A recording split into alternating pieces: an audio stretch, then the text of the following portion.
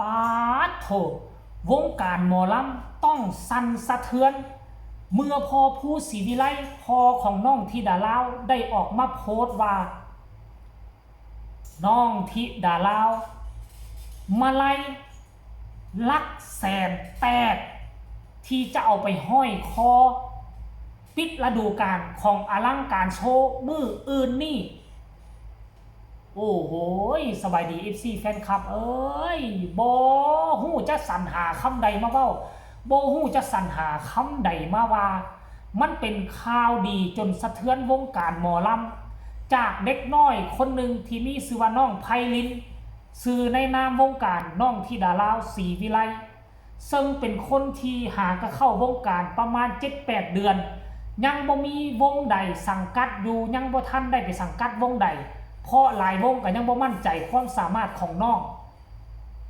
หลายคนคิดผิดตอนนี้น้องมาไล่แสนแตกแล้วบ่แม่นแสนเดียว300,000คะแนนแตกแล้วแต่พอผู้บ่ได้ใช้คำว่ามาไล่แตกแต่ค่อยมาเบิ่งแล้วต้องแม่นมาไล่นี่แหละค่อยคงบ่เข้าใจผิดดอกทุกคนนี่ค่อยคงบ่เข้าใจผิดติ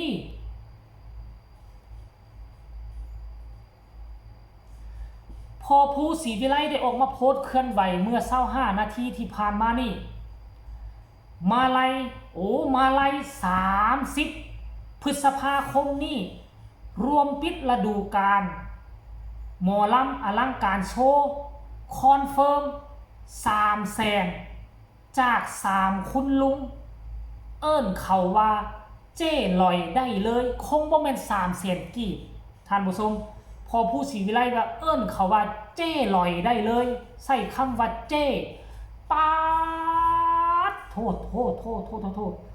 อยากห้องแม่มันดังๆครับเฮือนไม่ได้คนดีใจน้ำนี่นะหลายคนดูถูกหลายคนดูมินดูถูกว่าน้องแนวนั่นแนวนี่ห้องเสียงไรห้องเพลงบ่ดีหน้าตาบ่นั่นต่างๆนา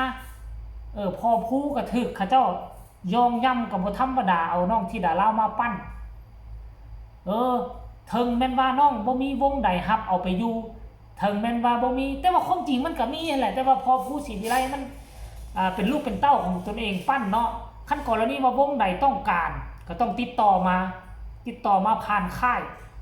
พร้อมที่จะห่วมไม่ห่วมมือแต่ถ้าจะเอาน้องธิดาลาวไปอยู่น้ำเลยแล้วก็ให้กินเงินมือ400-500ว้ายบ่เอาแล้วเว้ยผู้ปั้นก็คือพอผู้แม่เพิ่งท่านผู้ชม FC แฟนคลับอันนี้คือเรื่องเล่ามหัศจรรย์ตั้งแต่ค่อยทำข่าวมาเอาละค่อยเคยเฮ็ดข่าวอุ้งอิงเคยเฮ็ดข่าวฮักแพงเงินข้าเจ้าทะลุโว้ยอุ้งอิงนี่ลักล้านเลยแต่ก็ยังบ่รู้สึกตื่นเต้นซ้ำกับน้องธิดาลาวได้มาไล่300,000คะแนนนะทุกคนมันเหมือนฝันไปไหมคือค่อยฝันไปไหมค่อยบ่เชื่อตัวเองนะดิเนี่ยยิกตัวเองไม่จากบ้านสู่มันบ่เชื่อแหมเพราะคนที่จะมีมาไล่หลักหมื่นขึ้นไปเนี่ยนะหลักหมื่นหลักแสนนะต้องเป็นศิลปินหมอลำสังกัดอยู่วงใดวงหนึ่งโดยเฉพาะคือสังกัดอยู่วงใหญ่วงที่เขาเจ้ามีกระแสชื่อเสียงวงที่เขาเจ้ามีความรู้ความสามารถเรื่องเรื่องอีหยังก็เรื่องโซเชียลเป็นวงมีหน้ามีตาแต่ว่าน้องธิดาลาวบ่ได้เป็นหมอลำเต็มตัวได้น้องเป็นนักร้องซื่อได้เป็นนักร้องลูกทุ่งคนนึงคันเป็นหมอลำนี่ต้องได้ไปสังกัดอยู่กับวงหมอลำแต่น้องบ่ได้สังกัดกับวงหมอลำอันนึงก็ด้วยความอายุอานามอันที่สองก็น้องเป็นคนต่างประเทศเอกสารยังบ่ทันแล้วอันที่สามก็คือหลายคนมองข้ามว่าความรู้ความสามารถของน้องยังบ่พอที่จะเอาไปสังกัดอยู่กับวงหมอลำหลายคนคิดแบบสั้นแต่มือนี่นี่คือได้รับการยั่งยืนการการันตีแล้วหมอลำยุคใหม่นักร้องยุคใหม่มันบ่ได้ใส่หน้าตามันบ่ได้ใส่สำเนียงเสียงร้องก็ต้องงามต้องร้องมวลทุกมือนี่มันใส่โลกโซเชียลเป็นโตวัดแท้เป็นโตการันตีว่าหมอลำคนนี้ว่านักร้องคนนี้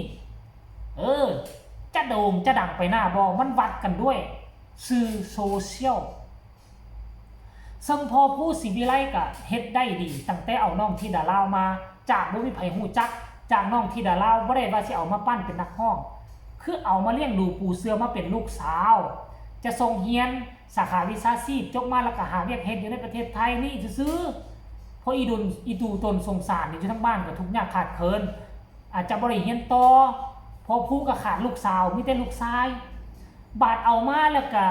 แต่ละมื้อก็บ่มีหยังด้วยความว่าพ่อผู้ก็เป็นนักแต่งเพลงเป็นนักร้องแต่ละมื้อก็สินั่งดีดกีตาร์ลิ้นไปลิ้นมาแล้วดีดไปลิ้นมาลูกสาวก็เลยร้องเพลงนำเอาห้องไปห้องมาก็ลองเอามาฝึกดูจับผิดจับถูกไปผลสุดท้าย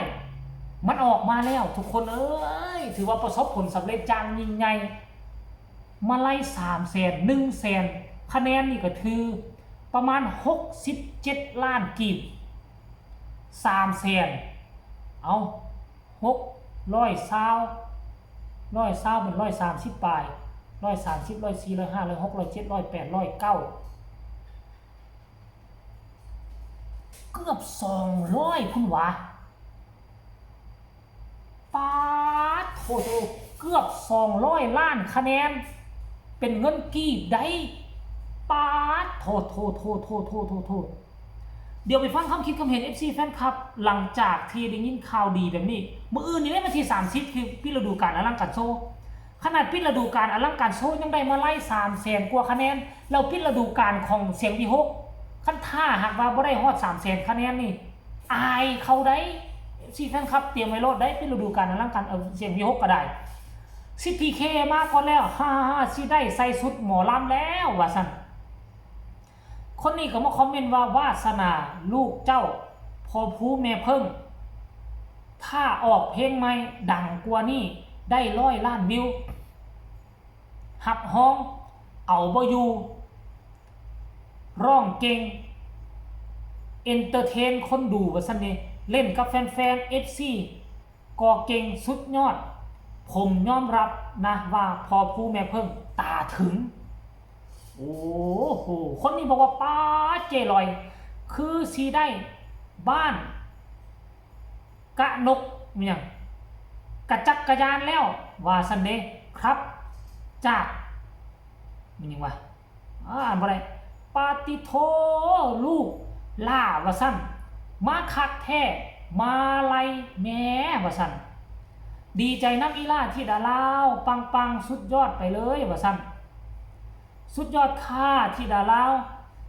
สุดยอดแท่ล่าน้อยของพ่อแม่สุดยอดไปเลยป้าโถน้ำตาชิไหลน้ำที่ดาลาว